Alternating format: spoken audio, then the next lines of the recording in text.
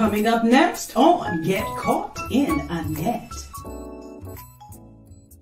Get caught in a net with Annette. For your mind, body, and soul. Get caught in a net with Annette.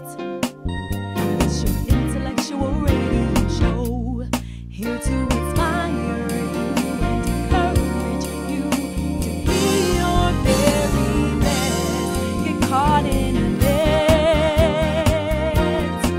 with Annette.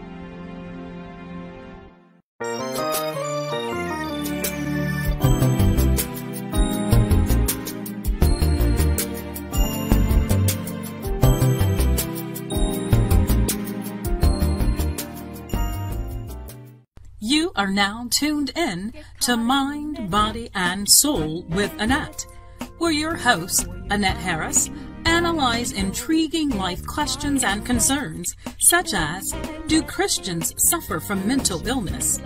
Have you wondered why they act abnormal? Or you may ask, what is really going on in their minds? Do you need Annette? Well, keep listening for a biblical understanding of the psychology of the mind. Hey guys, welcome to another wonderful segment of Mind, Body, and Soul with Annette. I'm your girl, your host, Annette Harris, and I appreciate you so much for joining us. I am the CEO of GetcaughtinANet Incorporated, your certified positive mental health ambassador and author of that nominated and award-winning bestseller, Surviving a Sinus Heartbeat. Listen, guys, I'm so excited to be here on this afternoon. I always say if you see my face around 12 noon Central Standard Time, on a Wednesday, it's time for you to come on in and get caught in a net. We're going to jump right in today. But before I get started, Lord, we appreciate you and thank you for all things. We thank you for what you're doing and how you're blessing and helping us and instructing us. We also appreciate you for Women's History Month and being able to talk with distinguished women about her story.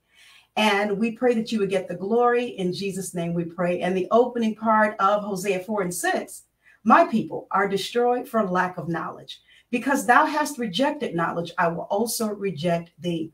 And again, we're grateful to be here on today. We have to give our opening prayer and our opening scripture. That's what the actual Mind, Body, and Soul radio show is based off on. Now, listen, I tell you, when you come in on today, I'm going to appreciate it if you would not mind going ahead and clicking the share button. Go ahead, tag individuals in, throw up the heart, the love button, the thumbs up, if you would not mind for us on today. What you're doing, you're pushing this out to individuals to let them know that we are live. We're live on Facebook, Annette Get Caught in a Net, my YouTube channel, Get Caught in a Net Incorporated, also on Instagram at Get Caught in a Net. At the end of this segment, we're going to have this uploaded to Intellectual Radio's YouTube channel, which is where Mind, Body, and Soul is housed. So there are a variety of ways you can listen to us live and listen to the recorded version at the end of the segment on today. So please do that for me if you would not mind.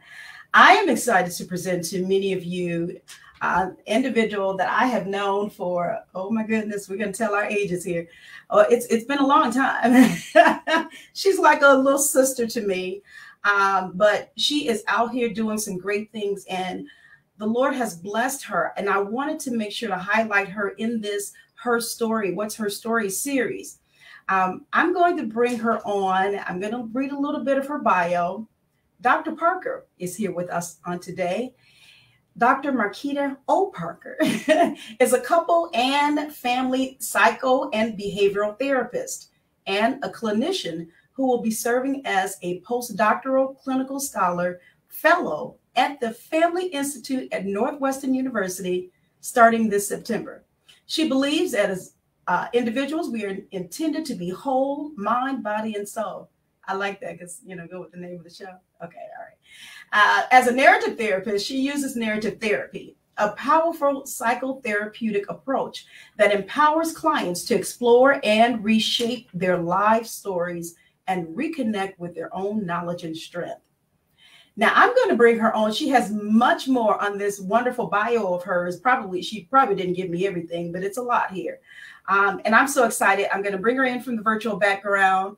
And I want you to meet this beautiful young woman of God. Dr. Parker, you're in the house. How are you? Hi, I'm good, thank you. How are you? I'm doing well. I'm doing well. I am so, I have to say this, I'm so excited to see you in this position that you're in now. You have always been one who have excelled.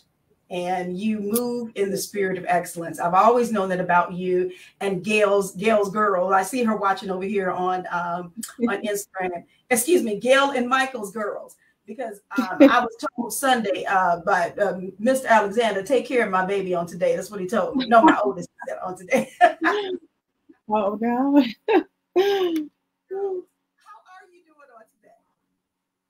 I'm doing well. Thank you. I'm so happy to be here, and I thank you for the invitation. I'm doing well. Glad to be here. Good.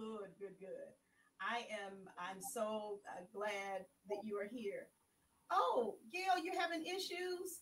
I'm not sure. She says I guess her computer or something keeps knocking her off. But hopefully you're okay. I see you were on Instagram, but now you're on Facebook. Hopefully you're able to watch.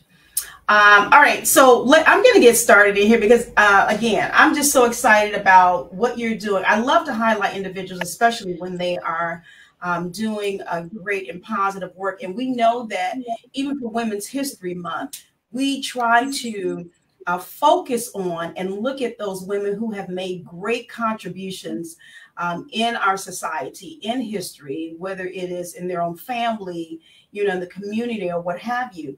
So this was perfect to place you in this particular series, What's Her Story, because you have something to tell. You've contributed a lot. And I want to talk about, first of all, what is Women's History Month? What is that to you? Kind of talk about Women's History Month, maybe related to you, if you would not mind. Sure, not at all. So Women's History, and by the way, happy Women's History Month to you. Same to you. Thank you. So Women's History Month to me is just in a nutshell, simply being able to acknowledge women like yourself and like you and me, where we are striving to do things that at one point or another, we were not able to do. We were not able to extend ourselves the way that we have been and the way that we are right now.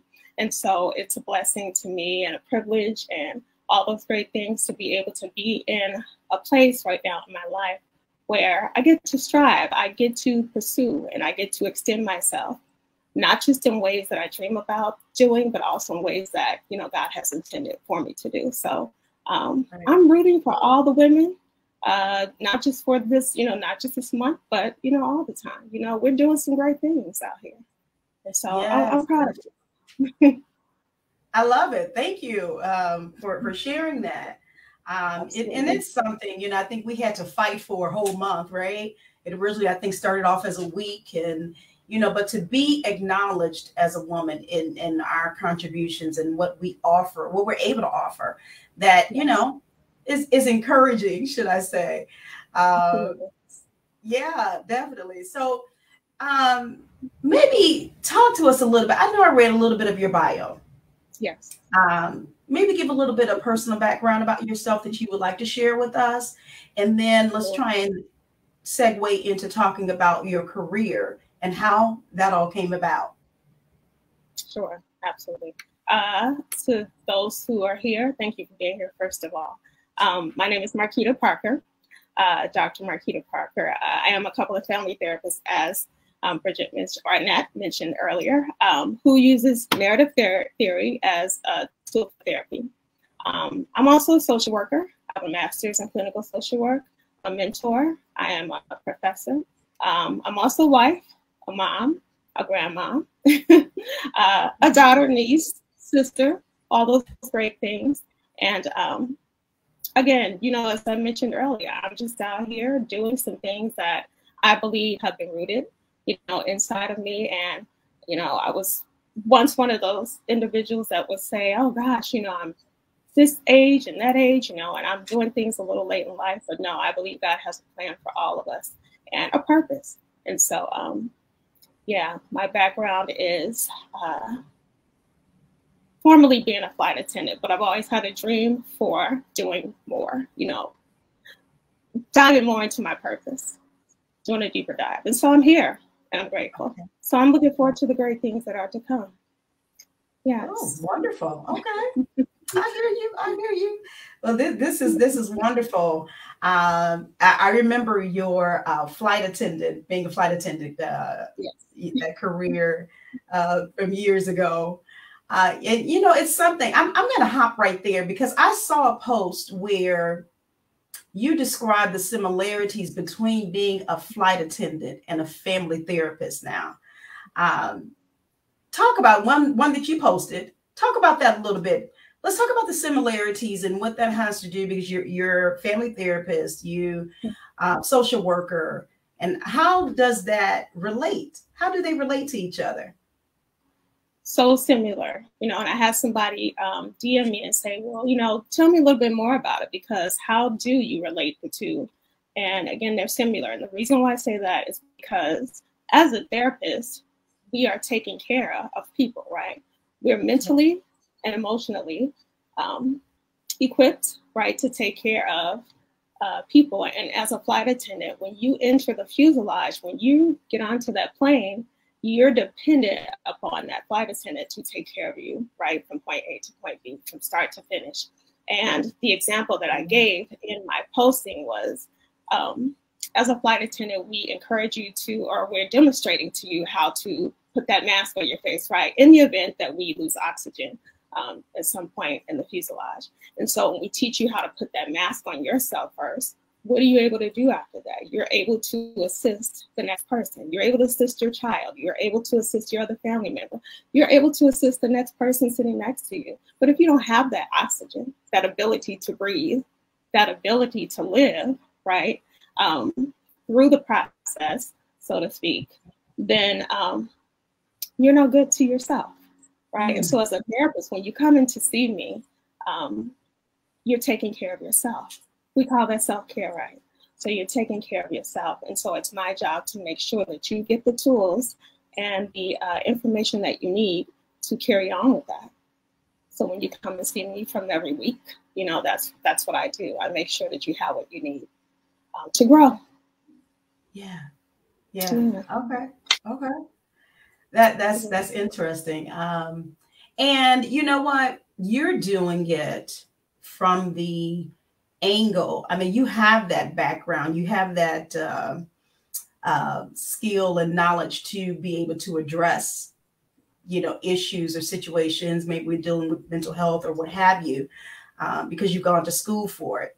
I've seen and have heard, you know, when they say what, bartenders, barbers, hairstylists, you know, sometimes they say we're like your mental health therapists, you know, because people just come in and just talk to them and just tell them all their issues. And sometimes they're giving advice or whatever. But, you know, to be able to have that background and that schooling, that's a plus. That's a plus for you to have, to be able to help and address whatever situations people are going through. And I think that's so important. Now, you know, my background is in psychology itself, and I love this field. I've always been intrigued with the field. Obviously, that's probably why I went into that particular area of study. But we don't realize how much on a daily basis all of that connects to our life, you know. I mean, you just explained it so wonderfully, the connection between being a flight attendant and a therapist. Let me ask you about narrative therapy itself. Now, that's not a common therapeutic approach that I've heard of. You know, I'm not saying that I know all of the approaches, but talk to us about narrative therapy. Explain it to us, and why did you choose to go into that particular area? Sure. So while you're in school, you're encouraged to choose a theory that you best can identify with.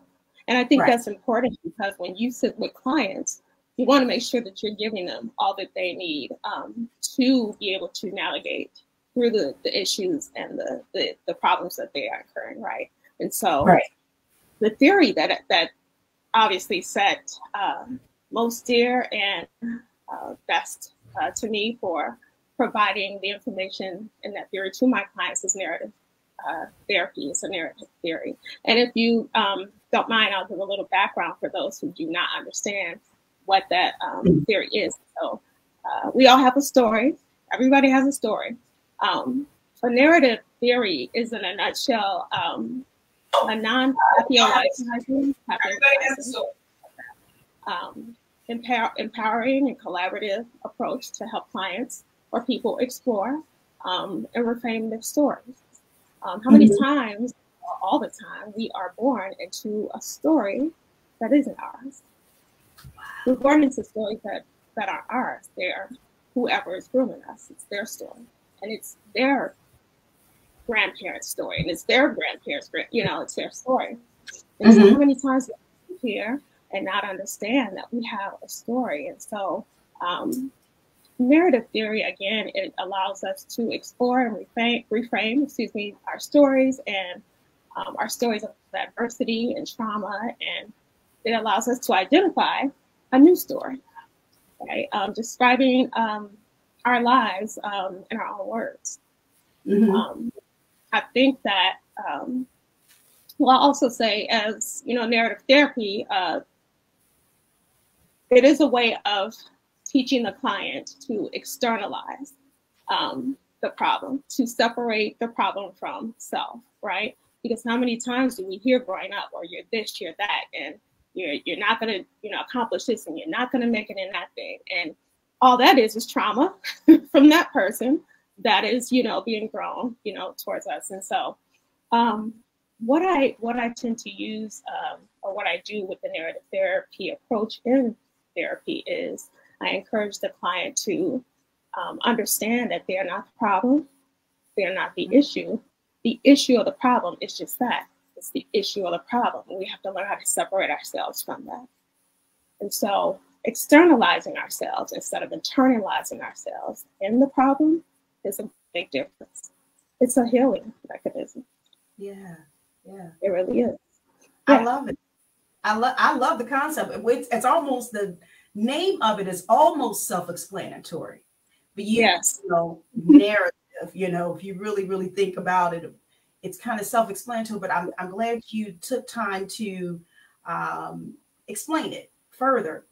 And I already love the therapeutic approach from what you're because I think it really allows you, just like you were talking about, we internalize so much. Yes. And with that in mind, so many people suffer silently.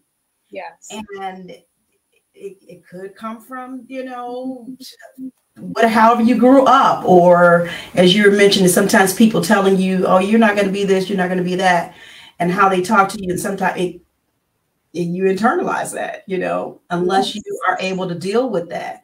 So, oh, wow, this is good. Let me recognize some individuals that are here. I already mentioned about Gail. Thanks for coming in. And I believe that you're good now. Please make sure when you come in, you click tag, share it with individuals. I see Tamika Fuller-Hunter. Thanks for coming in. We appreciate you. Dr. Proctor, thanks for coming in. That's another therapist I had on, was it last week? I appreciate you for coming in and joining us on today. We're talking with Dr. Parker on today, and we are still, of course, focusing on our Women's History Month and looking at what's her story. All right, that is the subtopic. But then I guess a subtopic would be narrative therapy, which is what Dr. Parker, this is her area of study, and this is how she counsels and uses in her therapy sessions. And oh man, we need this. Now let me ask you, this is not even on my questions. Yes. As far as narrative therapy, what's the ratio in terms of Black people, whites, the different, how is it received, narrative therapy? I'm sorry, your volume went down just a tad bit. I wasn't able to hear the last part. Oh, I'm sorry. Can you hear me now? I can hear you. It's a little faint, but I can hear you. Oh, okay. I'm not sure what's happening here. But I was asking about the ratio of receiving or being receptive to narrative therapy, as far as African Americans, white, Hispanics, Asians. What is the ratio there of receiving it? Okay. I can speak to the racial as far as African Americans and Hispanics. But when I present, because at the start of therapy, that is an assessment, right? You're inviting the client in and you're seeing if they're, you're a good fit for them and if they're a good fit for you. And during those first 2 sessions, I do introduce the theory that I use, the narrative theory. And I do explain to them, what the theory entails. And what I found is that, well, first of all, I have to say this. My experience dealing with the African American culture in therapy, I first have to go through the process, or we first have to go through the process of breaking stigmatism. We have to go through that. And that's important to mention because that's what we deal with in the culture, unfortunately. And so once we get through that barrier, then I'm able to introduce what the narrative theory is, and that's the theory that I will be using. People tend to become comfortable with it because, like I mentioned earlier, we all have a story. People want to tell their story, even if they don't talk, even if they're kept silent, even if they stay silent. So many people come into therapy without a voice. And so I learned that people of color, I'll say that, we have barriers to break through before we get to understand, the things and the tools that are used to help us in therapy. And so when I introduce the narrative theory or that approach for what I use for therapy, people are ready to talk. They are ready to trust that space and open up. Yeah.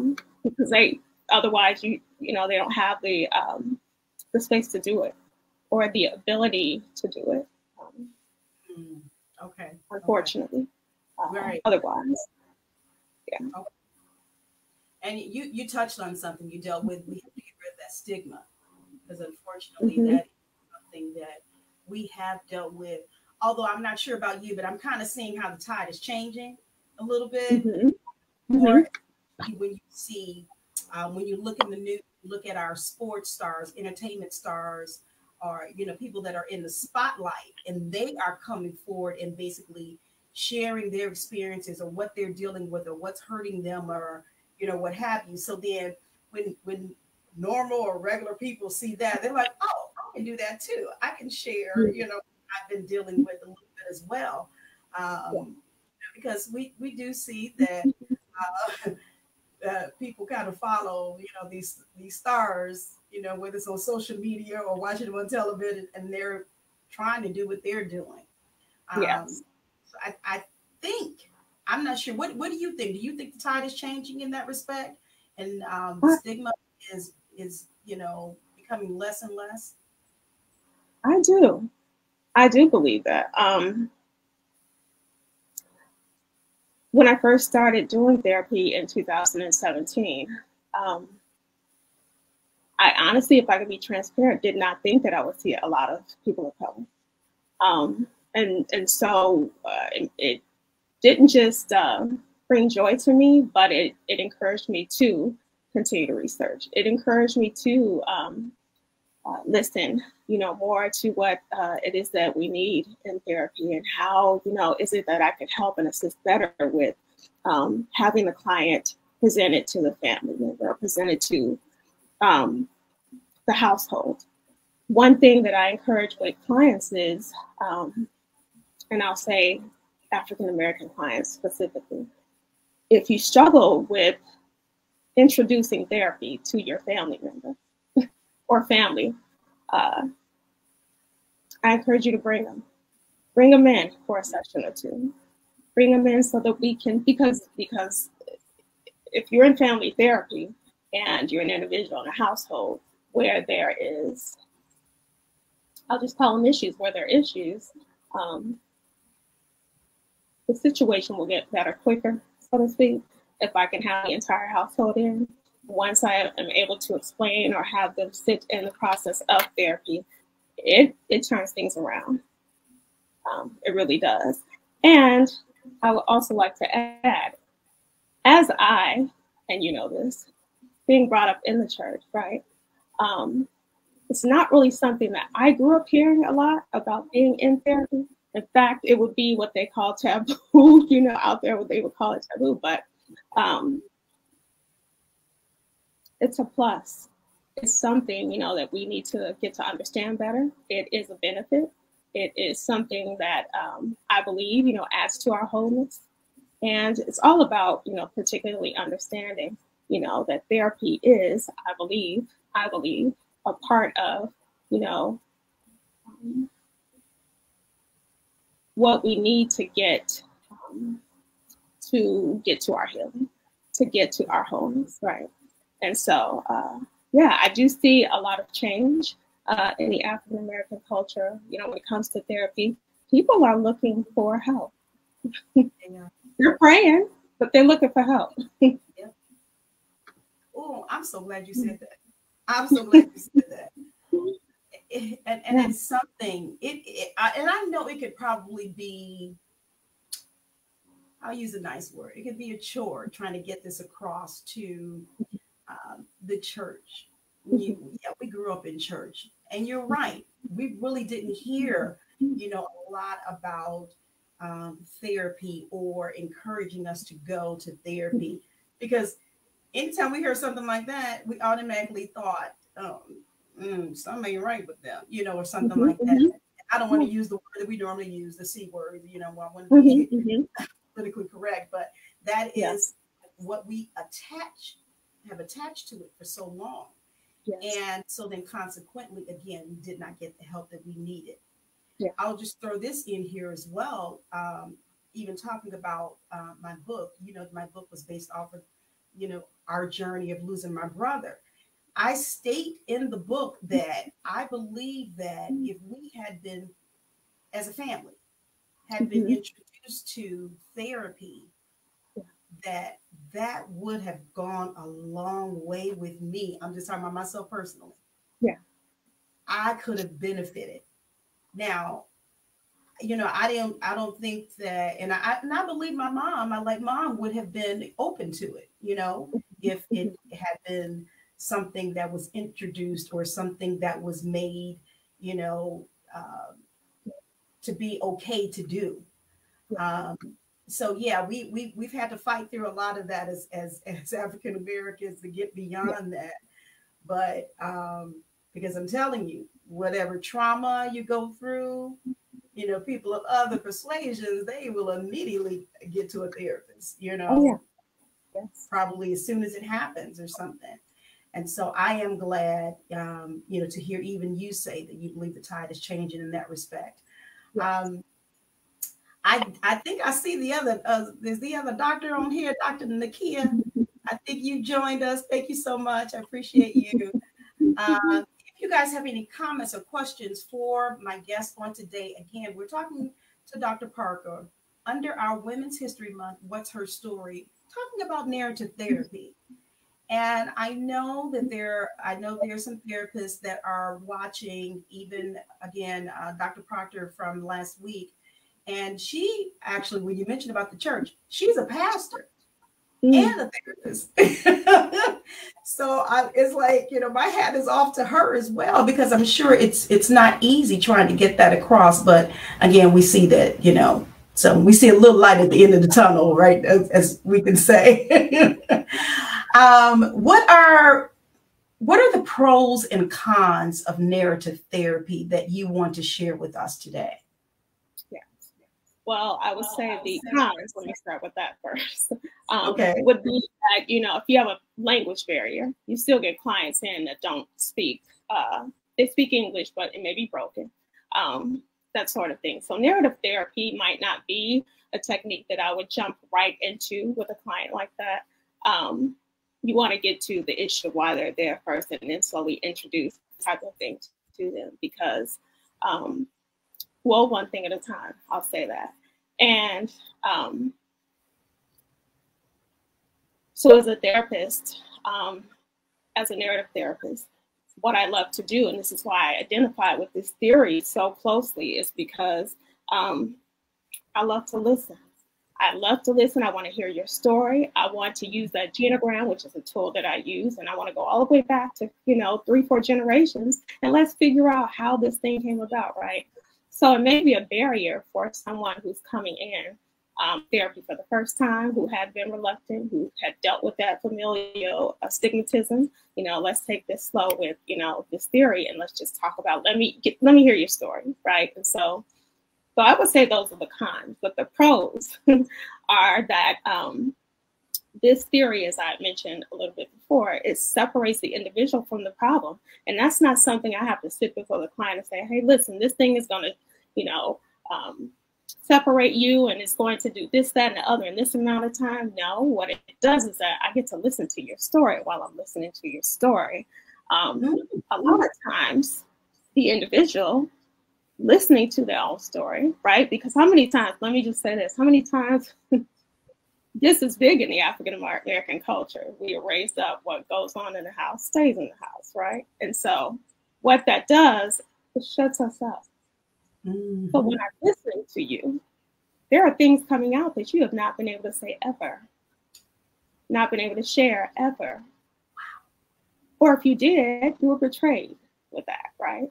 And so this thing, again, it aims to separate the individual from the problem. It allows the individual to externalize their issues rather than internalize them.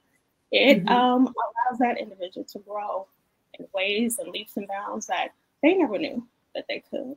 So those are the pros, that you're going to walk out of therapy with your consistency and you trusting the process. When I say that, I don't use it loosely, but trust the process. As far as you trusting that this will happen, you can get through some things, you can heal if you trust the process within yourself. Okay.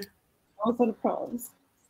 Okay. I could go on and on and on. I love this theory so much, but I know we don't have all day, but you know what? I mean, but you're really saying some stuff today, because as I'm listening to you, I'm thinking about, I relate a lot of things that I hear.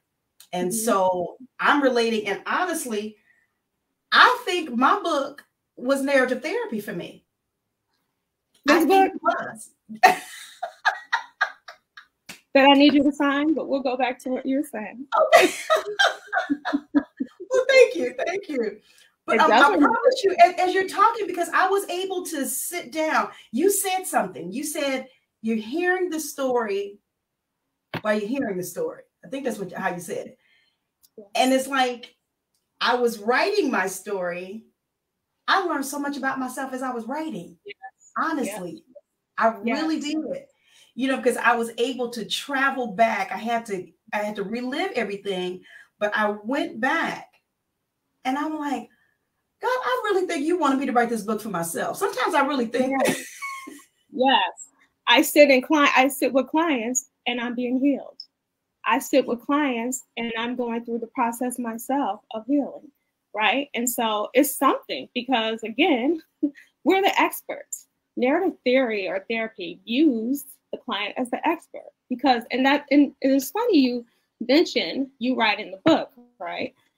One of the things that I share with clients is to write.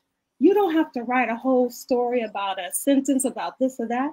Write, because you know why? If we keep information or trauma or that thing, you know, that has kept us bound in our heads, it stays there. And then it produces a story that don't even happen. See, never happened, never will happen, but it happened in your head. But if we write, we get healing. Our clients will say, who do I write to? What do I write to? That person's gone. That person's no longer with us. Write them anyway. Yeah. Write to them anyway. Let them know how you're feeling. Let them know what you didn't like. Let them know what you like. Let them know that you don't forgive. Let them know you do forgive. Because that will lead you to the things that need to happen. Ooh-wee. I'm loving this. Honey, you and I, you know, we can talk all day long, I promise you. But let me recognize some individuals here.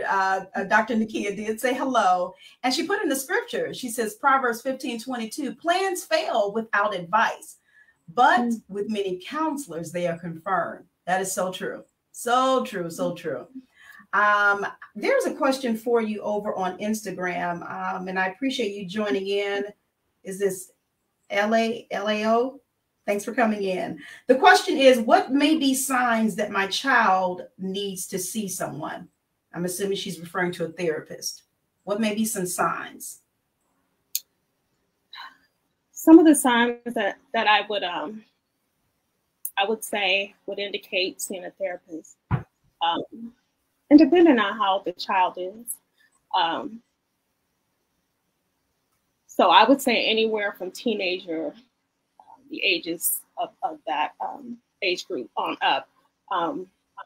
Indications might look like not talking, not sharing, isolation. Just not wanting to engage, those types of things.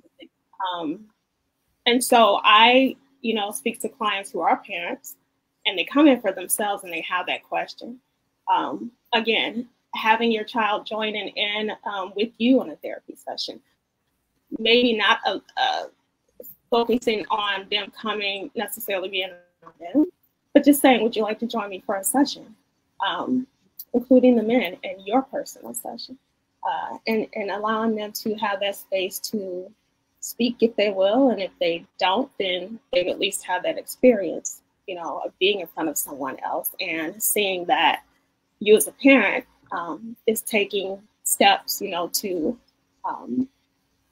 do better in areas of your lives, and also seeking, healing for yourself. So that's helpful.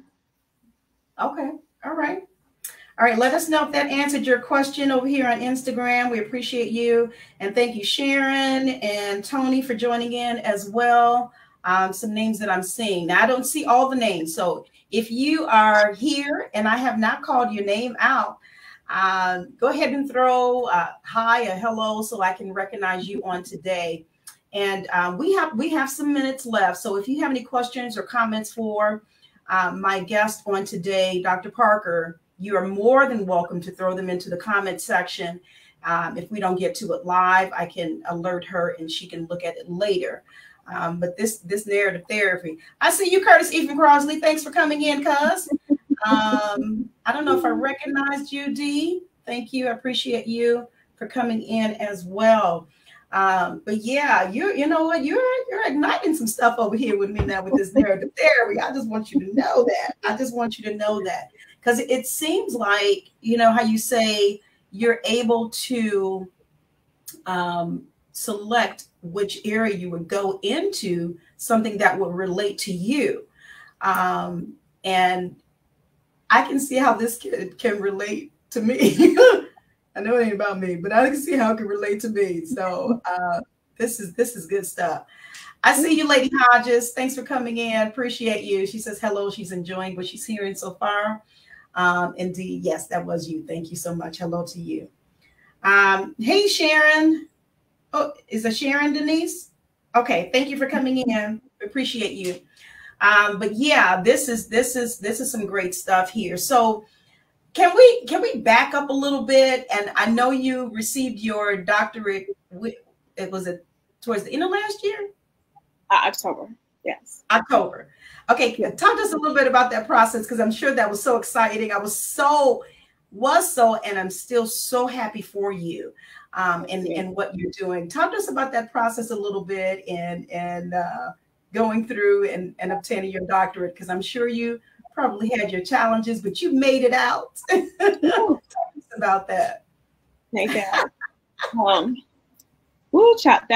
That process. So one thing that I know about, if I could just touch right here for a second, one thing that I know about me and who God created me to be is to persevere. Yeah. So I say that because I didn't start school until I was 37 years old. I started my associates at that time. And so with each degree accomplished, I did not know that I would be going into the next degree until the end of that degree.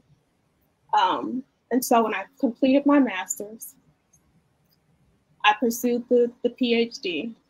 And I love school. I love learning. I love sitting before the instructor and getting tutelage and all those great things. But this process, my goodness, I would say I'm grateful for it. I feel blessed that I had the opportunity to pursue something like this. But during the process, I learned so much about not just me as a person or an individual, but I learned so much about purpose. I learned so much about the fact that each and every one of us, all of us here, we're here for a reason. We are, and I don't say that because it sounds cliche, we are here on purpose. And so with this degree, I learned a lot about that. I learned a lot about not just helping others, not just serving others, serving myself, honoring myself, understanding that God has a greater plan. He has a greater plan. And yes, there are professionals like myself who are out here to emphasize that and to indicate that. And it's a privilege to be able to complete this doctoral degree or any degree, or to just be in this field, understanding that the hand of God is in, understanding that. So I hope I answered your question, because I think I got off a little bit, but pursuing this degree was a blessing. It taught me so much about just Markeeta. Yeah. It taught so much about me. So, taught me so much about me. And let me reframe that, Dr. Markeeta. It taught me so much about who she is. And so it was a great experience. Yeah. Okay. I see. I hear you. And I can only imagine. But as I stated earlier, Michael and Gail's girls, I've always seen that. You talked about the perseverance, and what was instilled within you. And, it has come out. And I love that. I absolutely love that. Dominique Barnes Walker says, hello, Dr. Parker. Absolutely a privilege and a blessing. All right. Thank you for joining us and coming in. And I think I see Latoya Neighbors 4. She says hello. So thank you so much. Yes, to God be the glory. I see you on Instagram. That's right. To God be the glory. I want to ask you real quick, and I had it on here. What challenges did you face being a double minority in this particular area of study, or just therapy, counseling in general? Yeah, I'm glad you touched on that, because at the start of this degree, there was a little bit of a challenge, because again, you're not used to seeing or experiencing a therapist, or knowing much about what it entails to go see a therapist in the African American community, right? And so for me, I went into this this field. Unsure, a little bit insecure, if I could just be transparent, because for me, I knew what I was called to do. And this is something that came way before accomplishing any degrees. You know, this is just, I feel like I was just put on this path to, what's the word, to kind of mold me into what I was, you know, meant to, you know, be doing here. So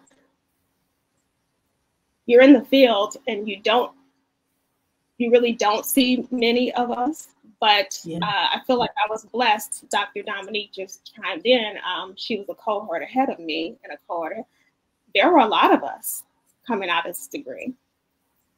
Something that I didn't expect to see, because when we go to the doctors, when we go to see specialists, things like that, that's not something I was used to seeing growing up. But being in the field now, of course, I see a lot of us. I see a lot of, you know, women, a lot of men who are in the field, pursuing and doing this great thing. Yeah. So, I would say, there were a lot of challenges. And because I'm a person who, I see the challenge, I feel the challenge, it can be discouraging. But at the same time, I'm going to pursue, because if I'm here in the first place, let's just get through it and get to it. And so I see a lot of us now that have come over, the bridge, and I say it that way because it's just the way it is. I didn't see many of us going through this process except for the few that I knew. And then when you enter into the field and do conferences and things like that, you see that we are out here doing great things. So there are challenges, but you get through them. Beautiful. And I applaud you and all that have come before and that will come after, because I asked that question because it's so important. And I believe it will help us to even receive this therapy and counseling in our community. Because if we see people that look like us, that are the therapists, that are the counselors, that are the ones that have the schooling under their belt, and they know we can look at me easier, okay, let me check and see because they can be able to relate. That's just my thinking, be able to relate to us, our background, our upbringing as African Americans, as Black people, if you will.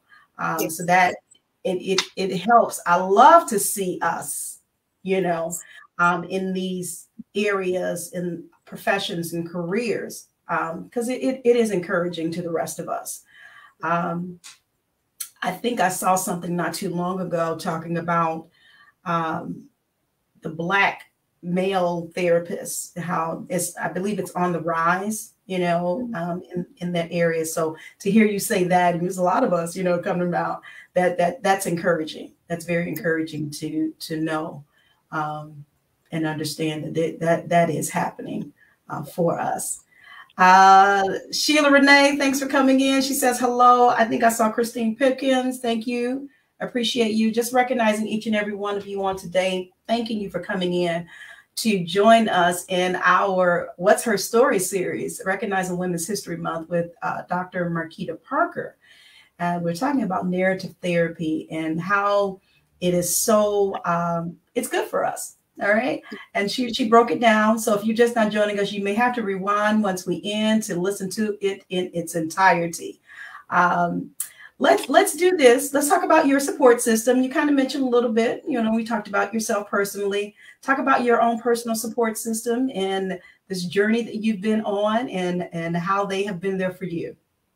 Yes, well, a lot of support system. So number one, of course, my husband, Lester, he super supportive.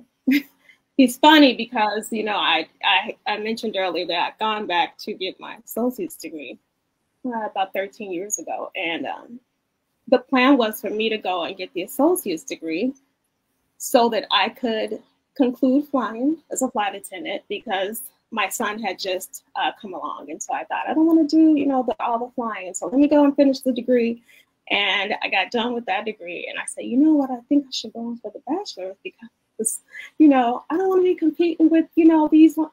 And he, you said associates. Okay, we'll go ahead and get that. But with each degree, so supportive, but shocked, you know, because I thought you said you were going to get this. But he's been super supportive. I thank God that he afforded me the ability, you know, to be able to pursue these places and these benefits, I'll call them, with educating myself. Because it's not just for me, it's for us.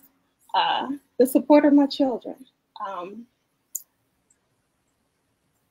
unmatched, you know, just being able to come home and do what I need to do, attend the classes, study the way that I need to, and, you know, my parents, my sisters, you know, my family in general, friends, you know, colleagues. I've had support that, my goodness, I can't even put into words how much I appreciate the support I've had. So I'm grateful for that. Beautiful, beautiful. It helps. It really, really helps to have that. I don't know if I've ever shared with you, when I was going for my undergrad in psychology, I didn't tell anybody what I was studying. And it wasn't because I didn't think that they would support me. I was just, I don't know. I'm different like that. But anyway, they didn't find out what my degree was in until I walked across the stage. And that's hilarious. But it does help to have that support system. They knew I was in school, so they were supporting me in that respect. But yeah, it helps to have that, because it can kind of push you and motivate you to continue forward, and not having someone to say, what you doing that for? Why don't you stop? You know, whatever, you know. So that's why I asked about your support system. And I knew they had been there for you. So I just wanted to have you share that. Why don't you give us some words of encouragement as we're ending on today? Something that maybe you didn't share today, you want to share as a form of encouragement to those maybe who are in this field of study, career, or not. Just some words of encouragement. Sure. I'd like to say to all who are here and listening, if you are considering therapy, if you are on the fence about it due to stigmatism in the family, family members not understanding what therapy is, if you are on the fence about it because you don't know if you'll be received, you know, we were talking about the church life before, you know, now, and those types of things. Therapy is for someone who is ready and understanding what it has to offer. Meaning, if you are, because I believe so, you know, so many of us have ended up in the position of not being able to express ourselves, or not being able to talk about the things that have caused trauma and have caused, you know, some things to come in our lives and separate us in whatever shape or form. If you are on the fence about therapy, well, for one, I would say pray about it. You know, pray about being led into how you can get your release. I mentioned earlier, we want to pray anyway. Prayer is always good. Prayer is an answer, right? It is something that we all should do. However, research therapy. Research, you know, speak to someone and, you know, not necessarily dedicate or commit to it. But understand that therapy, I believe, is also a way of God, you know, way of letting us know that there is help outside of the church walls. You know, there's professional help. There is, you know, someone with the ability to bring you to the next level of understanding, and to allow you to work through some things that you otherwise won't be able to work through. So I just encourage everyone here, you know, I'm not telling everyone to go to therapy. I'm not saying that. I'm saying if you're entertaining the thought of going to therapy, pursue it and see how you like it step by step. Yeah. Good. That's good advice. Good advice. Okay. You guys, those who may be on the fence, have been thinking about it, or maybe this is your sign. Hopefully she, you know, encouraged you enough for you to at least check it out. Like she mentioned, make sure you pray. Dr. Parker, where can everyone find you? if they're looking for Dr. Parker after this segment on today? Well, I am, and I get this question all the time. I get DM'd. So anyone can find me. I can share my email address. I can do that. I will be starting, as you mentioned earlier, a fellowship at Northwestern this fall. I am currently not sitting with clients at this time, but I will be at that time. And so if you have any questions, if you have any questions about therapy, about what I've spoken about today, I can share my email address and I will be answering those. I can stay in touch. Yes. Okay, why don't you rattle off your email to me and I'll put it in the comments section now. Sure.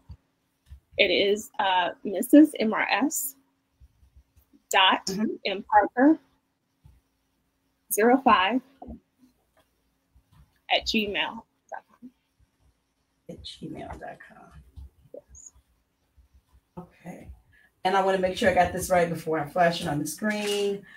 Mrs. MRS dot mparker 05 at gmail.com. Correct? That's correct. Yes. All right. Wonderful. Okay, so we're going to put that in here. You're also on which social media? Is it just Instagram? Just Instagram for now. Yes. Okay. Okay. All right, guys. So she's what's your handle on Instagram? What's my handle? It's narrative therapist _ Dr. Markeeta. Narrative therapist _ Dr. I'm sorry. Yeah, Dr. Markeeta. Dr. Markeeta. Yes. Okay. All right, guys, I'm trying to put this in here so that you can just click on it and go to her. And I'm sure that you can be able to connect with her directly. Make sure I have that right. All right. So you can email her, Mrs. MRS mparker05 at gmail.com. Her IG handle, narrative therapist _ Dr. Markeeta. Is that right? Yeah, that's correct. Yes. Okay. Wonderful. Yeah, I got it. Okay. All right. So make sure you guys reach out to her if you, she said, if you have any questions, and while she's going before her, what do you call it? Is it a fellowship? What is it? It is. It's a postdoctoral clinical scholar fellowship. Yes. Okay. All right. I don't want to miss anything. Dominique did say yes. Congratulations to you. Wonderful. Wonderful. Okay. This is cool stuff. All right, so let me make sure anyone else that I did not recognize on today. I just appreciate each of you for joining in, your comments, your questions, for listening in on today. As again, we're recognizing Women's History Month. What's her story with Dr. Markeeta Parker? Now, there is a question on Instagram. I can make sure to forward it to you. I think you kind of answered it though. They asked, as a double minority, have you experienced any biases from peers of another ethnicity?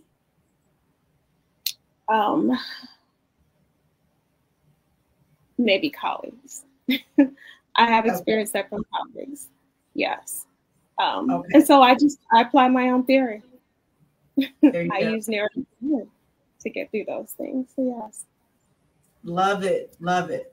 Okay, I hope that answered your question over here. And thank you for those questions on Instagram, Facebook again, YouTube for joining us on today. Again, we're going to have this uploaded to Intellectual Radio's YouTube channel, a little bit more exposure there as well. So we will make sure that you guys see it and you're able to go back and you can listen to this recording again if you want to. My last question to you, can I add you to my list of recommended therapists? Absolutely. Okay. Absolutely. All right. Thank you. Okay. So we're going to make sure that we have that information, because I do have, because of the radio show and then my discussions every day, I do get individuals who are looking for therapists, and I always tell them, I have like a list. So I'm going to add Dr. Markeeta Parker in there this time. All right. So when she's ready to start taking on clients, if you guys want to reach out to her, you can. All right, Dr. Parker, thank you again. I want to stay true to my time with you, and I just appreciate you so much. You know, I love you, girl. I love you, and my hat is off to you. You continue making her story. All right. Thank you so much. It's a pleasure being here. Thank you. All right. You're welcome. So welcome. All right, guys, as she's exiting, again, I just want to thank you guys so much for joining us on today. And I hope that there has been something that has been said to encourage you, to inspire you on today. We will continue with our Women's History Month, What's Her Story series next week.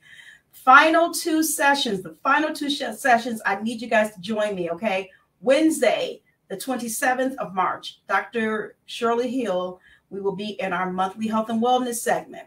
And then Thursday, there'll be a special show ending What's Her Story series with a panel of about 8 women. We are going to focus on their 50-plus year friendship and what her story is regarding that and how they're looking at society. So you don't want to miss that.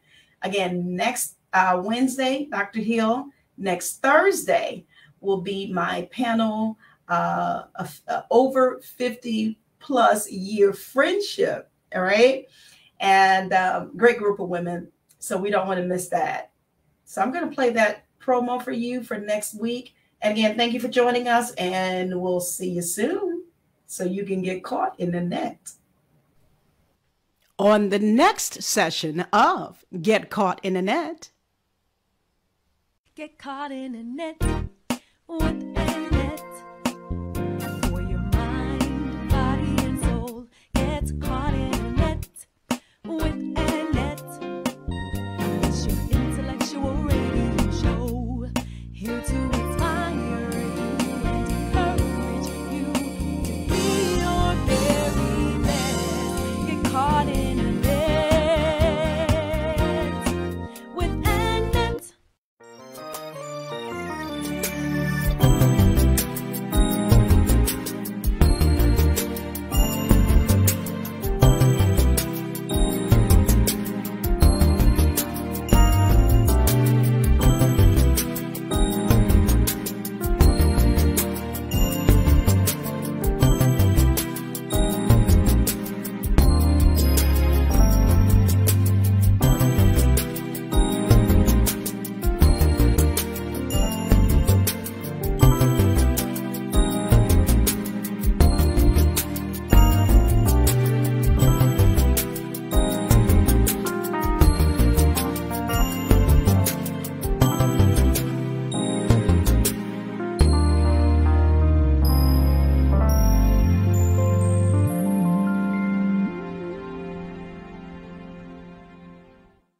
Get caught in a net with Annette.